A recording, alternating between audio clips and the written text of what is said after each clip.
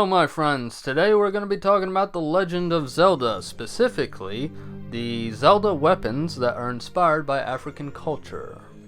First off, we're talking about Ganondorf Sword, the sword that he used in that old GameCube demo, as well as Smash Melee, and most notably, Smash Ultimate.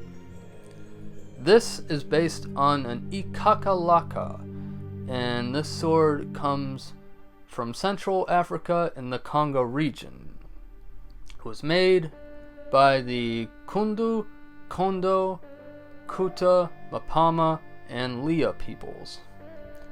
Now there's not a whole lot of information out there about this sword, but, and I want you to take this with a grain of salt, some sources claim it is an executioner's sword.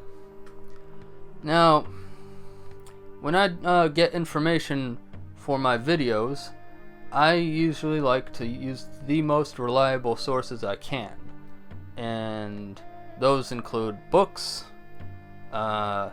university websites, and museum websites, so .edu, .org type websites.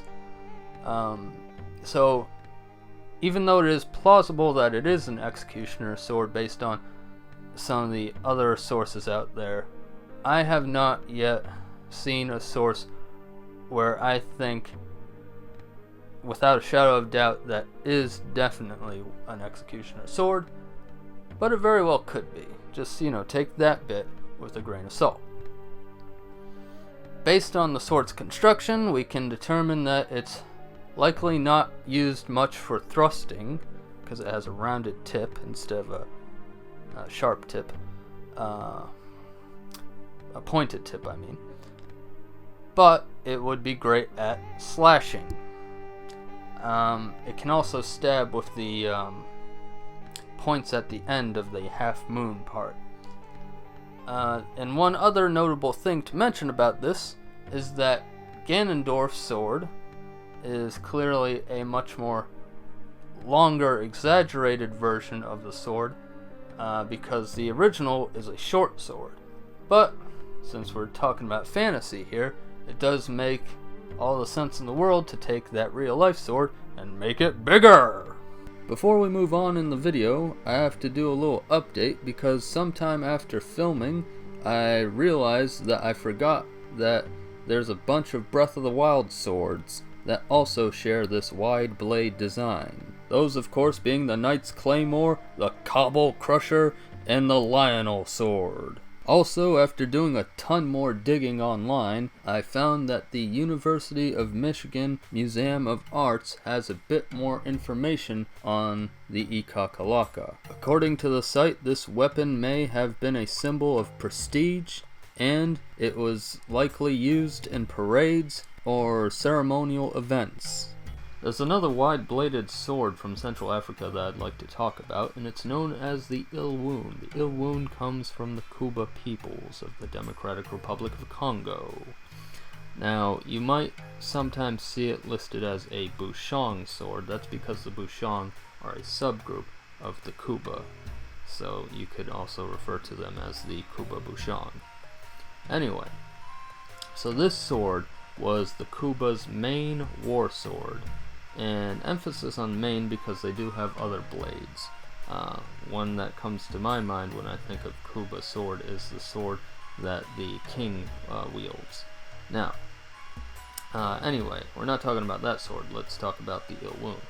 So, the Ilwoon, by royal decree, must be sheathed during peace times, and also, more importantly to mention, is that it's actually used in ceremonies, in a dance ceremony for a funeral. Oh, and by the way, the Ilwoon, when it is danced by men, and the reason I bring that up is because I have a little fun side note fact for you, is that the Kuba women also get in on the whole dancing with blades thing, and that's during the Itoll festival, in which they dance with the Ikakalaka knife. Is it a knife or is it a sword? Whatever. Point is, it's a blade. I'll show some pictures of that too. Anyway, during that Itoll festival, the whole point of that dance is that they boost and display the prestige of royals and officials. Real quick, I just thought I should mention that there are in fact other wide-bladed weapons in Central Africa. The two examples I have on screen right now is a knife from the Bamlaki people on the right, and on the left of the screen we have a knife that's made by either the Ngabandi people or the Yakoma people. For the sake of trying to be more all-encompassing with this video, I thought I should mention that outside of Africa, there is at least one blade that I can think of that shares a similar-ish shape to the Ikakalaka, and that is the ceremonial knife known as the Tumi of Peru, and it is used to cut the throats of sacrificial victims. One more thing, the Ikakalaka and Ilwoon, they can be found in other games too. In Nintendo's premier strategy RPG, Fire Emblem, you can find swords such as the Armor Slayer, and the Gurgurant, and the Ilwoon. Wait a minute, Ilwoon? They didn't even try to hide what they were inspired by on this one. Come on, Nintendo, can't you give it a fantasy name like, oh, I don't know, Doomfucker? Maybe that's not family friendly enough for Nintendo.